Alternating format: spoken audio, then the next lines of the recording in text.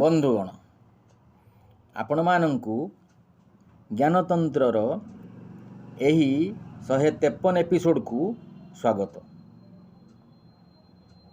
ବନ୍ଧୁଗଣ, ଆପଣମାନେ ଜ୍ଞାନତନ୍ତ୍ରର ସମସ୍ତ ଏପିସୋଡ଼କୁ ଦେଖୁଥିବାରୁ ଓ ଏଥିରୁ କିଛି ଶିଖୁଥିବାରୁ ଆପଣମାନଙ୍କୁ ମୋର ଅଭିନନ୍ଦନ।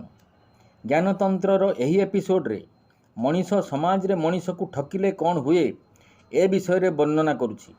ଏଥିରୁ ଆପଣମାନେ ନିଶ୍ଚିତ ଭାବରେ କିଛି ଶିଖିବେ ବୋଲି ମୋର ଆଶା ଓ ବିଶ୍ୱାସ। ଆସନ୍ତୁ ଜାଣିବା। ଗୋଟିଏ ଗ୍ରାମରେ ଜଣେ ଜମିଦାର ଥିଲେ। ସେ ବହୁତ ଈଶ୍ୱର ବିଶ୍ୱାସୀ ଥିଲେ। ସାଧୁ ବାବାଜୀ ଓ ଭଗବାନଙ୍କୁ ବହୁତ ବିଶ୍ୱାସ କରୁଥିଲେ। ତାଙ୍କ ପୂର୍ବପୁରୁଷରୁ ଟଙ୍କା ସୁଧ ଦେଇ ଆସୁଥିଲେ। ସେ ବଡ଼ ହେବା ପରେ ତାଙ୍କ ବାପା ମରିଗଲେ। ତାଙ୍କ ବାପା ଚାଲିଯିବା ପରେ ସେ ଏ ସୁଧ କାମକୁ ଚଳାଇ ରଖିଲେ। ଗ୍ରାମର ଲୋକମାନେ ତାଙ୍କୁ ସୁନା ବନ୍ଧା ଦେଇ ଅଭାବ ସମୟରେ ତାଙ୍କଠାରୁ ସୁଧରେ ଟଙ୍କା ନେଇଥାନ୍ତି। ମହାଜନ ଲୋକମାନଙ୍କୁ ବହୁତ ବିଶ୍ୱାସ କରନ୍ତି। ଲୋକମାନେ ଯେଉଁ ସୁନା ବନ୍ଧକ ଦିଅନ୍ତି ତାହାକୁ ସେ ଗଣନ୍ତି ନାହିଁ। ଗୋଟାଏ ସିନ୍ଦୁକ ଥିଲା। ମହାଜନ କୁହନ୍ତି, ସେହି ସିନ୍ଦୁକରେ ସୁନା ରଖିଦିଅ, ମୋ ପାଖରୁ ଟଙ୍କା ନେଇଯାଅ। ଯିଏ ଯେଉଁ ହିସାବରେ ସୁନା ଦେଇଥାଏ ତାକୁ ସେହି ହିସାବରେ ଟଙ୍କା ଦେଇଥାନ୍ତି। ପୁଣି ଲୋକମାନଙ୍କ ପାଖରେ ଟଙ୍କା ହେଲେ ସୁଧ ଓ ମୂଳ ଦେଇଥିବା ସୁନା ନେଇଯାଆନ୍ତି। ଏହିପରି ଭାବରେ ମହାଜନ ତାଙ୍କର ବ୍ୟବସାୟ ଚଳାଇଥାନ୍ତି। ଥରେ କ'ଣ ହେଲା, ମହାଜନଙ୍କର ଲୋକଙ୍କୁ ଏପରି ବିଶ୍ୱାସ ଦେଖି 3 ଜଣ ଠକ ଭାବିଲେ, ଏ ମହାଜନ ତ ସୁନା ଦେଖୁନାହିଁ, ଏଣୁ ଆମେ ଏହାକୁ ସହଜରେ ଠକାଇ ପାରିବୁ। ଏହା ଭାବି ସେମାନେ କ'ଣ କଲେ, 3 ଜଣ ଯାକ ଗୋଟାଏ ଗୋଟାଏ ମୁଣିରେ ମାଟି ଗୋଡ଼ି ପଥର ଏହିପରି ଭର୍ତ୍ତି କରି ମହାଜନଙ୍କ ପାଖରେ ପହଞ୍ଚିଲେ। କହିଲେ, ଏ ମୁଣିରେ 100 ସ୍ୱର୍ଣ୍ଣ ମୁଦ୍ରା ଅଛି, ଏହା ରଖନ୍ତୁ, ଆମକୁ ଟଙ୍କା ଦିଅନ୍ତୁ। ମହାଜନ କହିଲେ, ମୁଣିରେ ଭଲ କରି ଗଣ୍ଠି ପକାଇ ସେହି ସିନ୍ଦୁକରେ ରଖିଦିଅନ୍ତୁ ଓ ଟଙ୍କା ନେଇଯାଆନ୍ତୁ।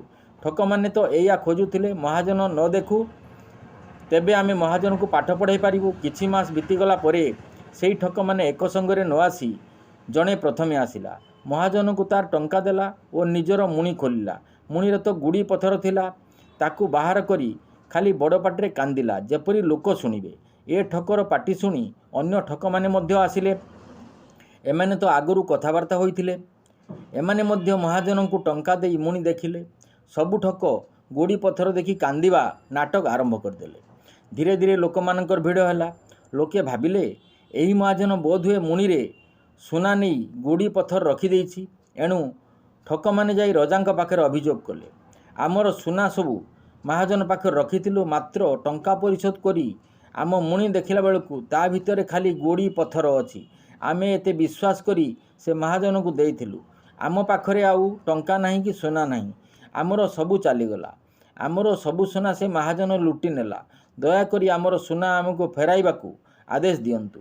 ରାଜା ଠକମାନଙ୍କୁ କହିଲେ, ଠିକ୍ ଅଛି, ତୁମେ 5 ଦିନ ଛାଡ଼ି ଆସ, ତୁମ କଥା ବିଚାର କରିବା।